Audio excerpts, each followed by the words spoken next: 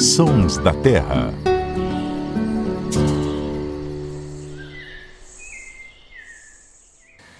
Oi pessoal, tudo bem? Tá começando mais um Sons da Terra, hoje com som e imagem.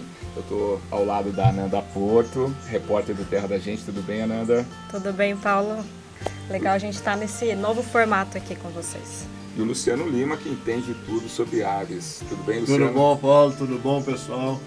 Vocês fizeram uma tortura comigo, né? Porque eu sou ornitólogo, tem vários passarinhos cantando aqui em volta. Já vou pedir desculpa, pessoal, que eu tô mexendo no celular aqui, mas porque eu tô fazendo a lista das aves, tá? Não é porque eu tô mandando mensagem. Então a gente vai fazer um desafio aqui. Você, porque observador de aves é impressionante. A Ananda, o Luciano, eles ficaram aqui, ó, tá tal ave ali, tal passarinho ali. Eu, pra mim, escutei as aves, mas não consegui identificar. Então vou fazer o desafio pra ele, né, Ananda? É que ele tá prestando atenção aqui na conversa, mas vai anotando e depois a gente divulga aí mais ou menos quantas espécies. Vamos fazer um bolão? Quem que chuta o número mais próximo? Vai lá, Ananda, arrisca aí. Quantos você já ouviu até agora aqui, só nos bastidores? Não, eu acho que o número vai ser grande, mais de 30 ou na beira dos 30. Então, ó, o Luciano vai anotando ali durante a nossa conversa aqui, né? Deixa eu apresentar o lugar primeiro pro pessoal, né? Nós estamos aqui em Monte Alegre do Sul, numa fazenda, o pessoal produz café. Monte Alegre do Sul, que é uma cidade conhecida pelos morangos, né? Eu já fiz matéria aqui, inclusive, sobre o assunto. Mas nessa fazenda aqui o pessoal produz café. O pessoal deixou de produzir até morango, né, com o passar do tempo, porque começou a vir muito passarinho pra cá, né, Luciano? É um lugar muito bonito. Né? Agora o Zaga produz passarinho. Né? Exato. O Zaga tem uma plantação de passarinho maravilhosa aqui ao nosso redor. Quando a gente está falando aqui, especialmente beija-flores, né, um lugar muito visitado pela questão dos beija-flores. E acabou que inclusive a gente deixou aqui, né, Nanda? Vamos fazer, quem sabe aparece um beija-flor aqui durante a nossa conversa. Uma visita ilustre, né? Acho que vai deixar mais especial aqui nesse momento. Legal. Então o Luciano tem esse desafio, além de conversar com a gente, ele vai contar as aves que estão cantando aqui ao nosso redor. E é os sons da terra raiz mesmo, né? Então não precisa nem de sobe som, né? Depois vai acontecer naturalmente. Sonoplastia ao vivo. E hoje a gente vai falar sobre urubus, né? Uma ave tão importante aí e que muitas vezes as pessoas não dão tanto valor. Recentemente o Luciano fez um texto, né, para o nosso site que eu achei muito interessante, que ele fala da importância do urubu. E o que eu mais achei legal nessa reportagem, Luciano, é que você fala a importância financeira do urubu. A gente, nesse texto, traduz, né, uma pesquisa que foi feita, me corrija, na Argentina, né, que os pesquisadores traduzem o valor de um urubu em dinheiro, né? Dá para se fazer isso, Luciano? Dá, exatamente. A gente tem aí essa questão, a gente fala dos serviços ecológicos, né, os serviços ambientais, então, produção de água, solo, as abelhas com a polinização e as moscas também são outro bicho super mal compreendido, são as moscas, assim como os urubus têm um papel importantíssimo na natureza. E quando você vai no mercado comprar uma fruta, ninguém tá lá, taxa de polinização. Não tá isso escrito lá, ninguém cobra pela polinização. E os urubus aí desempenham esse papel fundamental, que eles literalmente tiram a matéria orgânica da natureza, as carcaças. E esse estudo é muito interessante. Vai na casa aí dos milhares, praticamente milhões de dólares, que se estimou quanto se gastaria para retirar essas carcaças de animais que os urubus tiram da natureza. E eles fizeram essa estimativa com números reais, porque, por exemplo, na Europa, a gente tem os abutres e os urubus não são parentes próximos, é um caso aí impressionante que a gente chama de convergência evolutiva. São animais que, por fazerem coisas parecidas, eles acabam se parecendo também, quando as adaptações. A função seria a mesma? Isso, a função seria a mesma, mas eles não são parentes próximos. Os urubus e abutres não são parentes próximos. E acontece que em algumas regiões da Europa, por exemplo, você não tem os urubus ali. E aí você tem uma carcaça de cachorro, você tem uma carcaça de um animal, você tem que pagar para alguém ir lá retirar. Então as prefeituras têm que manter, por questão da doença, da várias coisas. Então, quer dizer, nós somos privilegiados. Somos privilegiados. Os urubus estão aí limpando o tempo inteiro a natureza. E tem uma série de adaptações incríveis, a gente vai falar dessas adaptações para lidar com isso, mas pessoalmente é uma das minhas aves preferidas. Assim. As pessoas sempre perguntam, se você quisesse ser um passarinho, que passarinho que você seria? Todo mundo acha que eu vou falar uma arpia, um beija-flor, eu sempre falo, eu queria ser um urubu de cabeça vermelha, um jereba. Por falar em urubu, né? Existem mais de um, né, eu ia Ananda? até mencionar isso, né? Quando a gente fala em urubu, acho que a primeira imagem que vem à nossa cabeça é justamente o urubu mais comum, né? Que é o urubu de cabeça preta, hoje chamado de urubu preto. Mas existem 5 espécies aqui no Brasil que a gente pode encontrar, que é o de cabeça vermelha, que o Luciano falou, o de cabeça amarela, o da mata, que parece muito com o de cabeça amarela, às vezes pode confundir, e também o urubu-rei, que destoa aí um pouquinho dos outros por causa da plumagem, enfim, ele é todo diferentão mesmo. Mas a gente fala urubu pensando sempre em uma ave, mas só aqui a gente tem uma diversidade muito grande, né? E você falou isso, mas é porque o urubu também tem um voo particular, né? Por isso você queria ser um urubu, Luciano? O urubu tem como eles precisam procurar alimento, carcaças e carniça, que você não acha em qualquer lugar. Então, o urubu tem essa particularidade de conseguir voar. Algumas espécies voam centenas de quilômetros, literalmente, sem bater asa. O Tom Jobim, acho que a gente vai acabar voltando falando Tom Jobim algumas vezes ao longo desse episódio, ele era fascinado pelos urubus e ele tem várias aí metáforas e poesias que ele usa para descrever exatamente esse voo infinito do urubu. E o urubu de cabeça vermelha, sempre que a gente está passarinhando com gente que está começando a observar aves, eu falo, presta atenção que ele não vai bater asa. Aí a pessoa fica olhando. Falei, você vai piscar antes dele bater a asa. Aí a pessoa fica assim, a pessoa pisca e o urubu não bateu a asa ainda. E ele tem, além dessa característica, vive aí, né, voando pelo topo das montanhas. Eu sou fascinado em montanha também. Mas são aves também muito longevas. Então o urubu vive facilmente mais de 50 anos. Você tem registro de urubus de 60, 70 anos. Outra coisa interessante são aves monogâmicas. Né? Uma das poucas espécies de aves que a gente sabe ainda hoje, macho e fêmea ficam juntos para a vida inteira. Ajudam a cuidar dos filhotes, então é um animal super interessante. Aproveitando esse gancho do voo, né?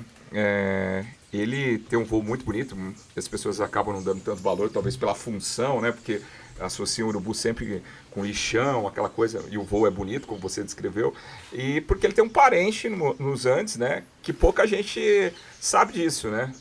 A Ananda falou das 5 espécies de urubus no Brasil, mas é uma família aí, a família Catartide, uma família não muito numerosa, além dessas 5 espécies que a gente tem no Brasil, a gente tem mais o Condor dos Andes. Que tem um voo muito bonito, que todo mundo... Imponente, né? Poético. Né? Na Neruda, várias... É a ave que acho que mais representa os povos andinos e venerada em diversas culturas. E a gente tem também o Condor da Califórnia, que é uma espécie dos Estados Unidos que praticamente chegou a ser extinta.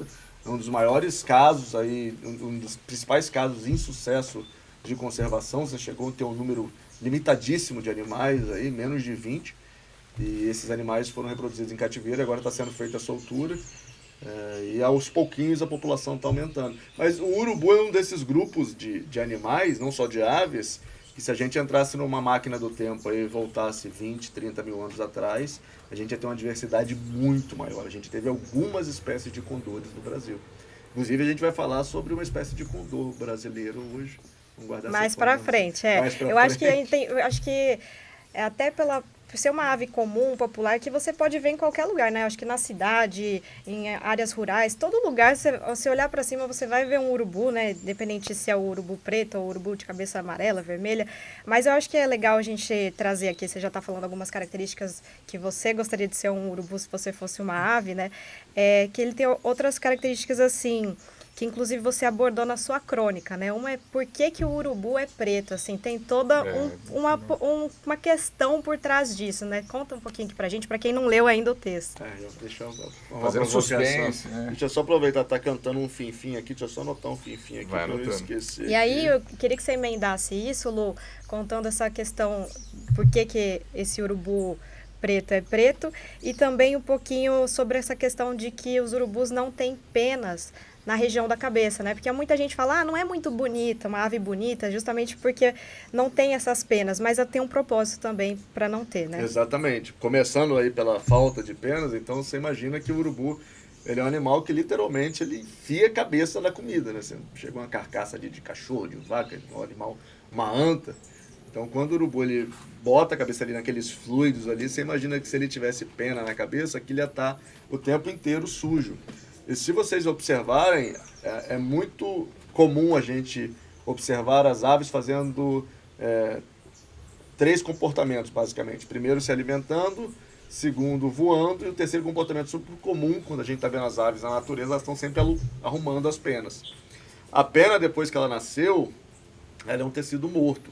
Ela não continua crescendo indefinitivamente, vai desgastando. Então a pena, ela nasceu, a ave só vai trocar, a maioria dos passarinhos pequenos, eles trocam de pena anualmente, mas as aves grandes, aves de rapina, os urubus, aves aquáticas, esse ciclo de troca de penas pode envolver 2, 3, às vezes até mais, para trocar todas as penas.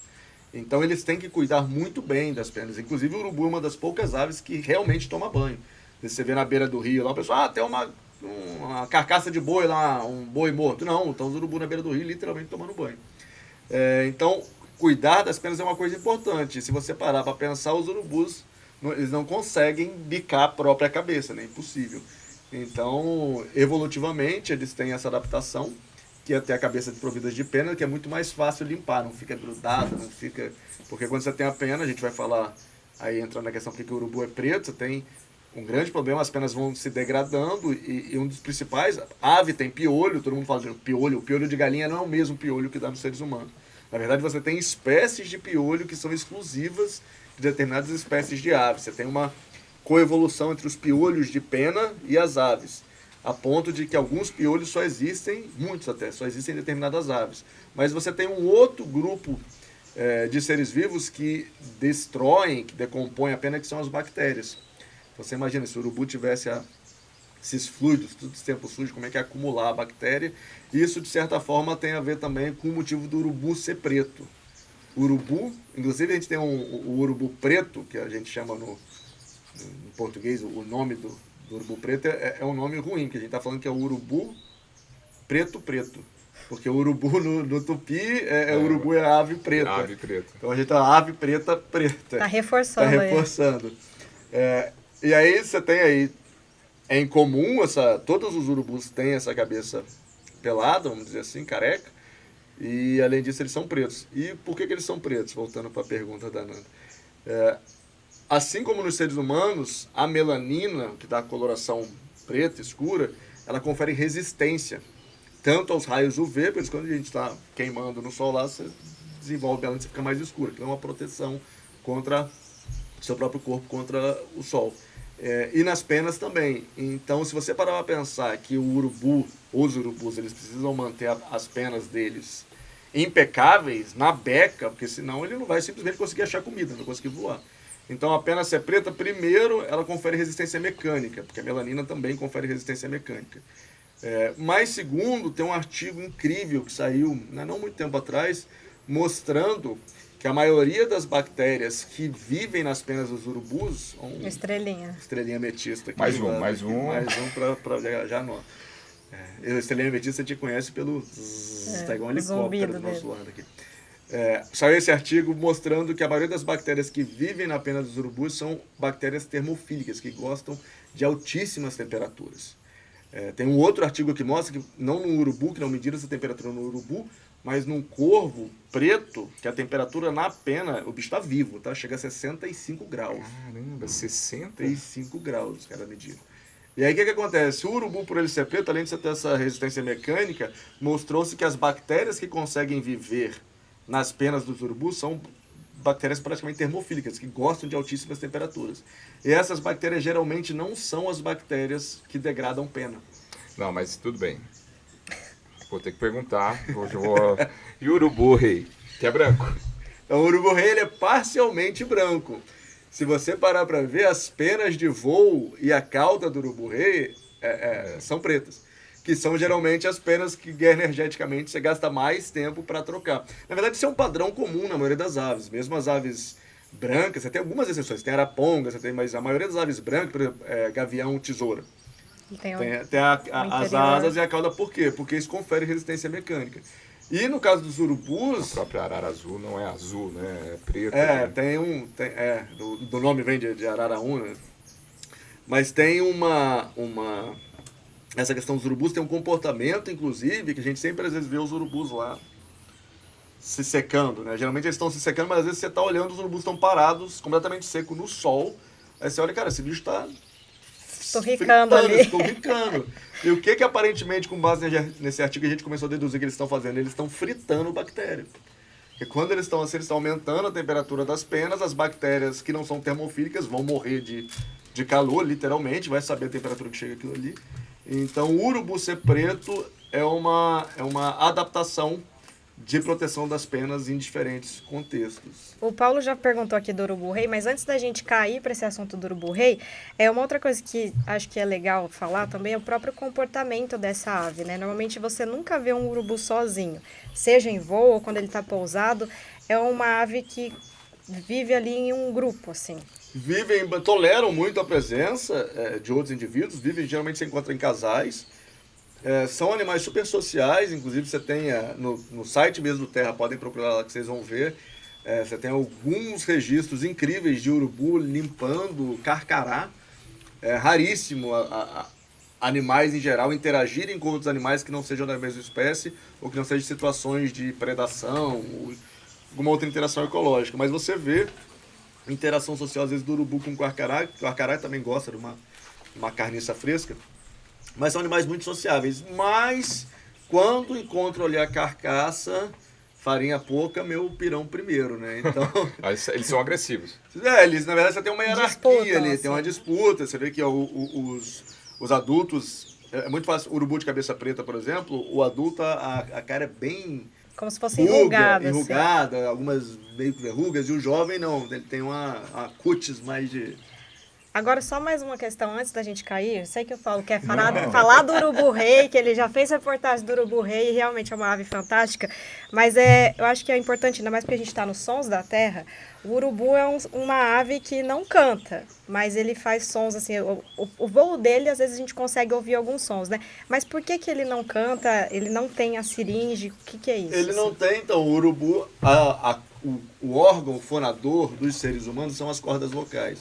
As aves não têm cordas vocais. As aves produzem som através da siringe, que é o órgão muscular. Então as aves elas têm uma série de músculos, é um órgão super complexo, elas vão abrindo e fechando a siringe e produzindo sons. E algumas aves elas conseguem produzir inclusive 2 sons ao mesmo tempo, mexendo com a siringe de formas diferentes. Só que o urubu não tem siringe. É como se fosse um ser humano sem corda vocal. Então o urubu ele faz aqueles... Não vou nem... Qual que é o som? Uma coisa assim... Não vou negar, quando a gente grava os Sons da Terra, a gente pede um sobe-som, né? Aqui não, depois vai entrar. Vai entrar o sobe-som do urubu. Não, você já fez o som. Não preciso, você está demonstrando aqui o som do urubu. Vou botar no e-bird aqui para tocar. Ô, Luciano, a Nanda vai me ajudar aqui.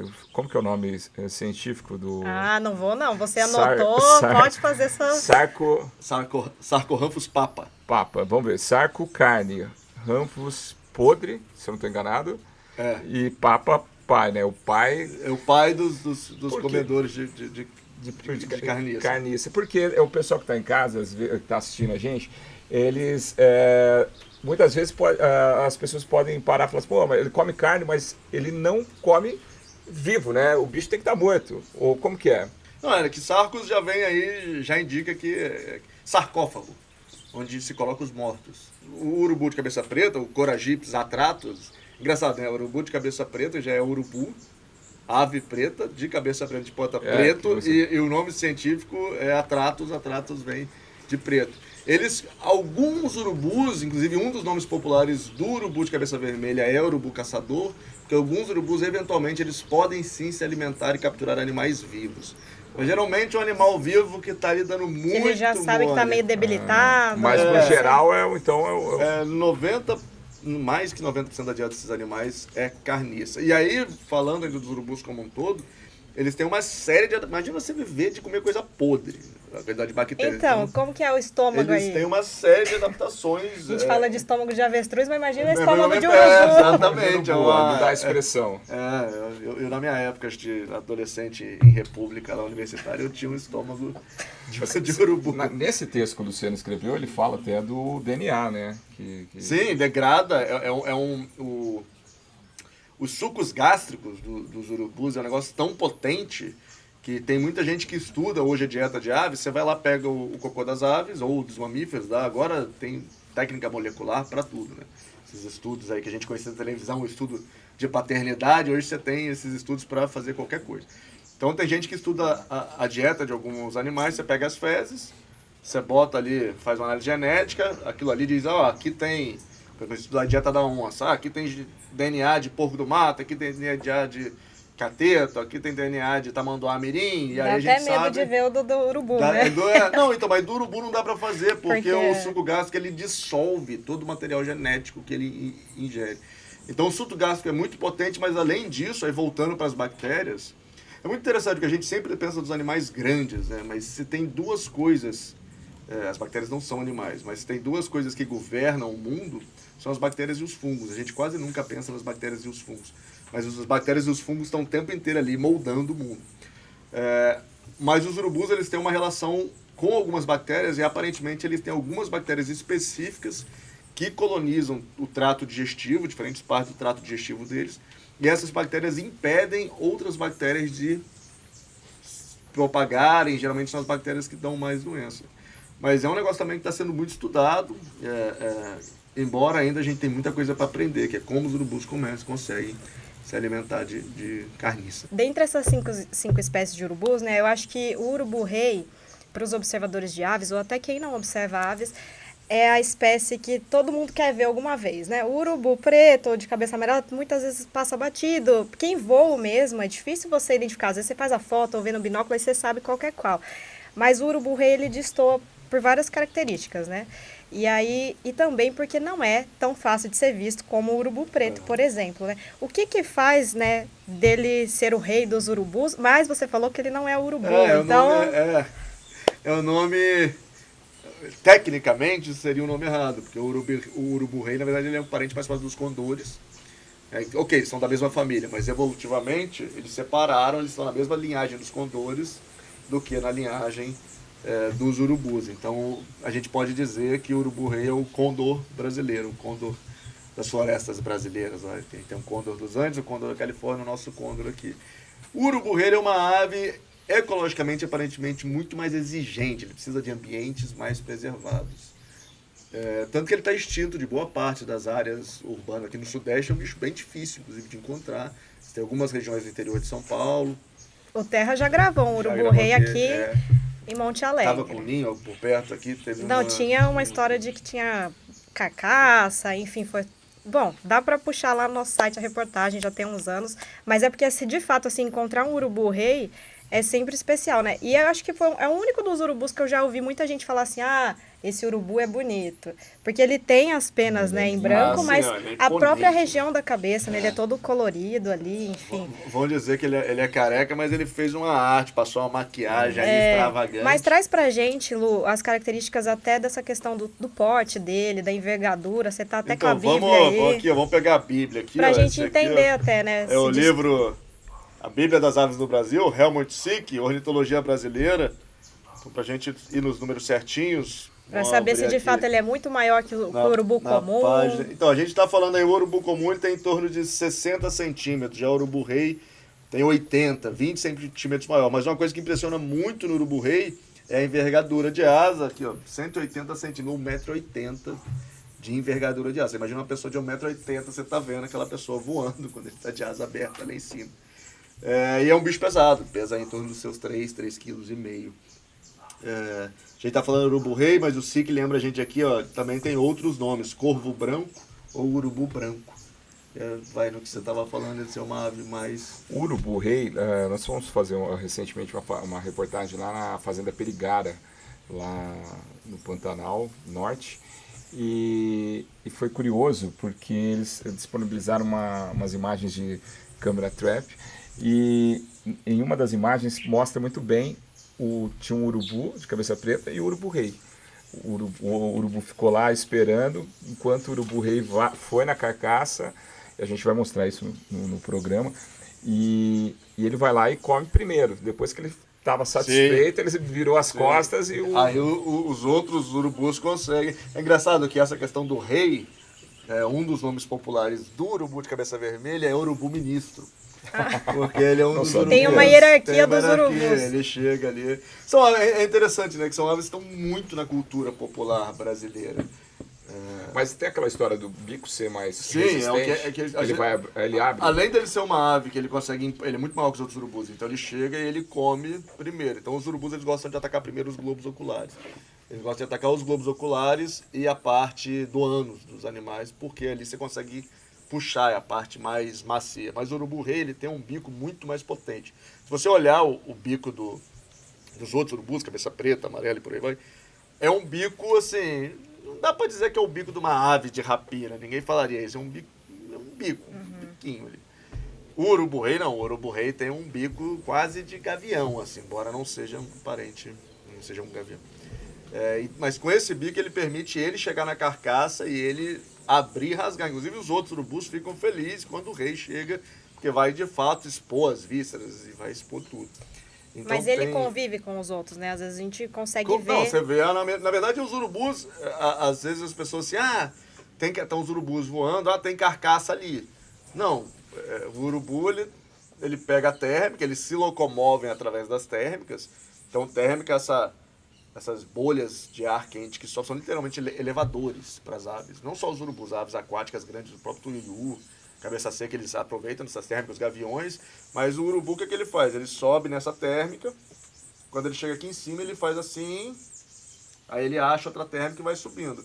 Quando o urubu vê uma carniça, ele não fica ali voando esperando, ele desce na hora. Então, se o urubu tá voando ali em cima... Muita gente acha que é porque ali é sinal de bicho morto. Isso, né? Tem uma... E agora me vem a cabeça, a visão do urubu, ele vai pelo cheiro? Ótima pergunta.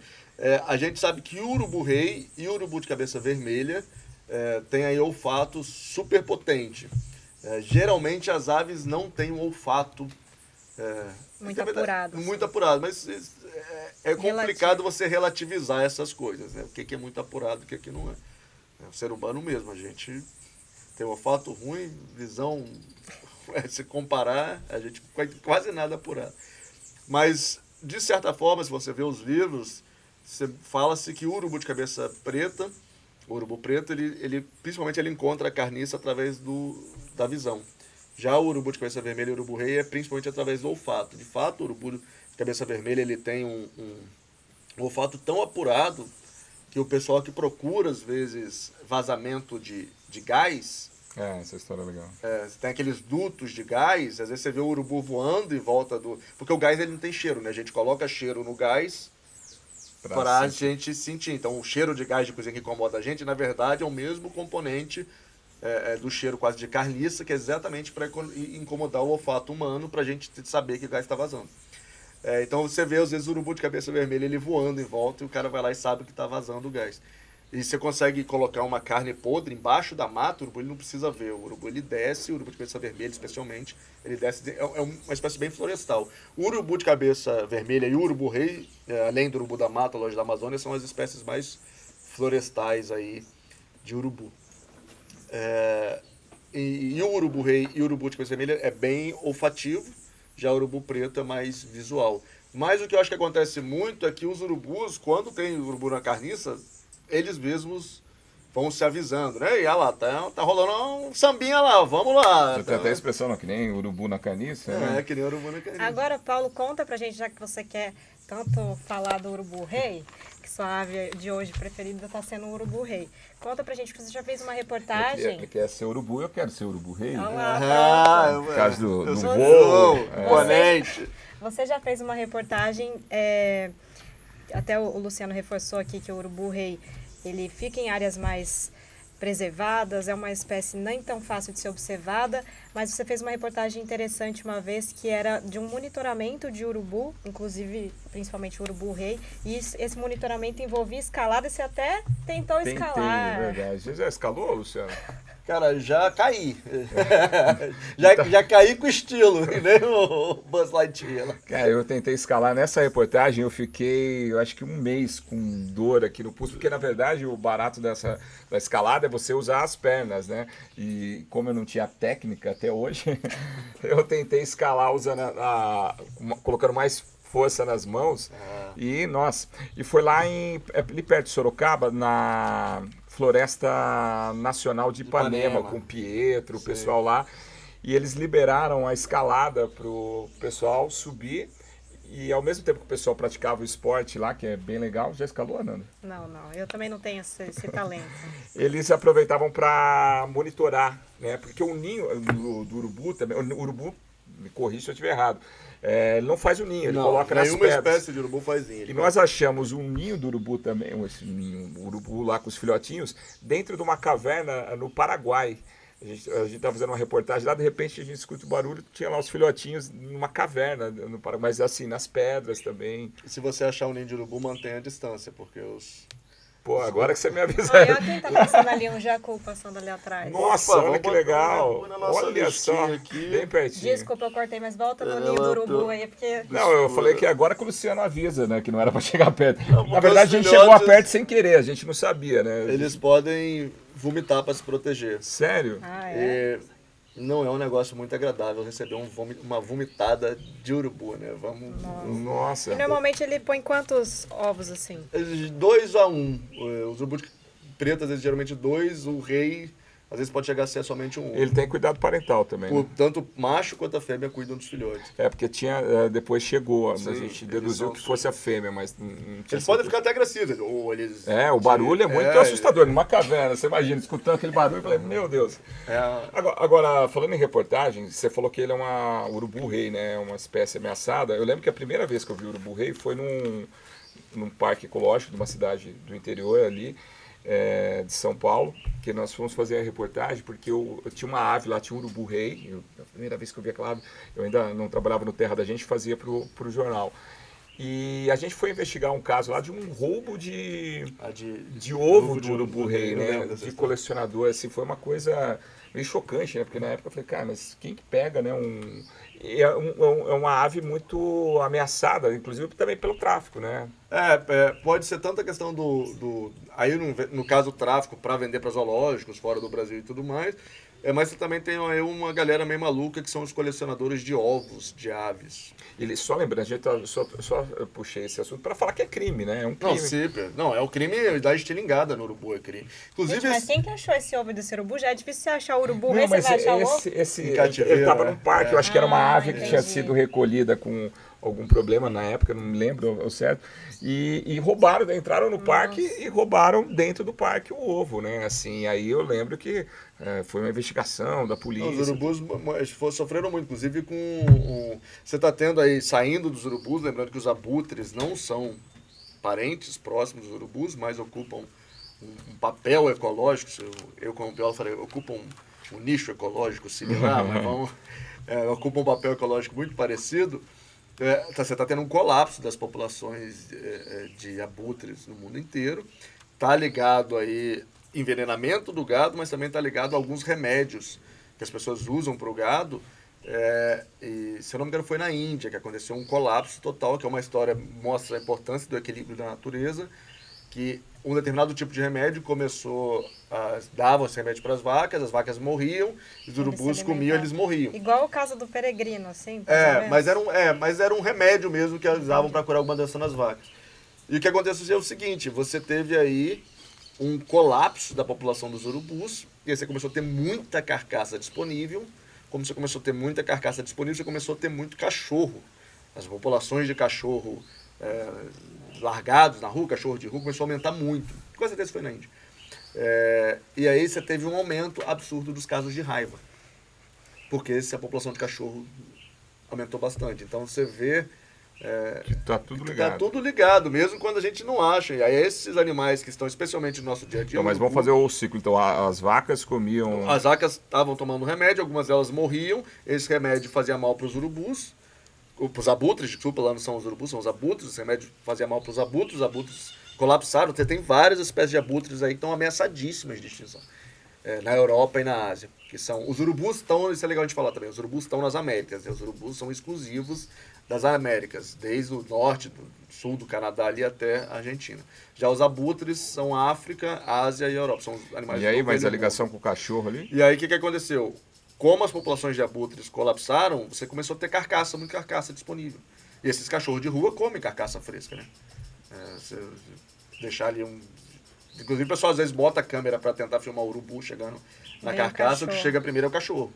E aí teve um boom dessas populações de cachorro de rua, e por conta desse boom, desse aumento muito grande das populações de cachorro de rua, você teve um aumento absurdo dos casos de raiva.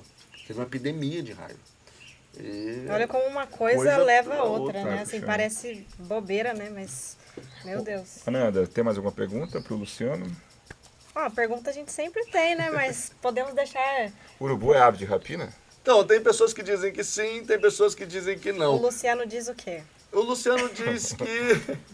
Eu acho que pode ser classificado, porque eles predam alguns animais, mas na verdade a gente tem algumas classificações que são muito artificiais, né? Então, assim, ave de rapina, você não tem um equivalente, você não tem um grupo natural de animais que a gente pode chamar de ave de rapina. Especialmente se a gente considera que os urubus não são parentes aí próximos das outras aves de rapina.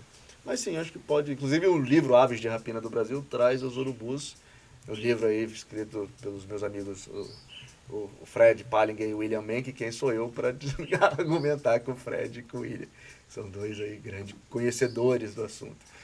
Bom, pessoal, nós estamos chegando no final aqui, vamos falar da nossa canequinha, eu lembrei do Jô Soares, estou me sentindo o Jô, só que as nossas são bem mais bonitas, personalizadas. Dizem que é por causa do perfil de cada um, né? O meu é a Saíra Pintor, olha que coisa linda. Mas o que tem a ver a Saíra Pintor com Não sei, você? disseram que combinava comigo. Você é um Pinta o artista. sete. Um artista, pinta o sete. É, Pulei essa parte, né? Fiz essa piada interna. E a do Luciano? A gente não escolheu, tá? Eu ganhei o A Pica-Pau Lise que lindo. definiu, que é a nossa talvez por causa desse topete esquisito que eu tô aqui. Mas... Agora, e o da Nanda? Não, mas isso foi mera coincidência. Não, a hora que a gente abriu, você a é gente... que mais combina é a sua caneca. Mas A foi da Nanda é coincidência o quê? porque tinha uma vai caixinha... ficar até brava pra explicar, tá vendo como Tinha é que uma combina? caixinha com as canecas. Foi falado assim, cada um pode pegar. Falei, eu vou pegar a primeira. Eu abri a primeira e saiu E a sua da camisa de oncinha também, você Não, chegou no Foi coisa hoje, é uma coincidência, gente, mas eu coincidência. me sinto honrada. Aquela é brava, felino gente. como esse. A gente, aqui, quando é ao vivo as coisas na câmera, a gente não tem corte. Então, quando a gente grava, a Nanda, ela quase bate. Hoje ela não trouxe, o porrete tá aí de baixo. Ah, até parece. Ela é muito uma pessoa brava, uma brava. Eu sou quietinha. Vamos dar o crédito aqui das canecas pro Fernando Igor de Godoy. Grande ornitólogo e grande artista, grande amigo. É de Piracicaba, o Fernando. Abraço pra Tá você. sempre acompanhando, já gravamos com ele, né, Nanda? Deixando o nosso set mais bonito também, Ele nos tem hidratando. ele tem as canequinhas, tem pôster, eu tenho os pôster dele na minha casa, na parede lá. Que legal. Muito bem. E quando a gente vai pro rádio, a gente termina sempre com uma música, sempre, né? Isso. Qual que é a sugestão de hoje, vocês? Eu nem vou falar nada, porque o Luciano já falou que gosta do urubu, ele gosta do Tom Jobim gosta de urubu, já tá declarado, O Tom Jobim tem um álbum LP. Eu sou velho, eu gosto de coisa de velho, né? Então eu coleciono vinil. Um dos meus vinis a mais, assim, às vezes eu boto até na parede, pra ter um estrelinha ametista. Depois você tem que falar a quantidade, né? Vou falar, tem que acabar de anotar algum. Não, o Sabiá do Campo tá cantando agora, não anotamos. O Tom, ele tem esse álbum Urubu, e a capa não é um urubu qualquer. O Tom Jobim queria que fosse urubu de cabeça vermelha. Foi um trabalho arrumar uma foto do urubu de cabeça vermelha para esse álbum. Nesse álbum tem duas coisas incríveis, algumas músicas, para mim uma das músicas aí, se for para escolher, ela não fala diretamente do urubu, menciona o Jereba, que é a música Boto, que é uma das músicas que tem mais brasilidade que eu já ouvi. Mas atrás, eu vou até ler um trechinho aqui, se me permitirem.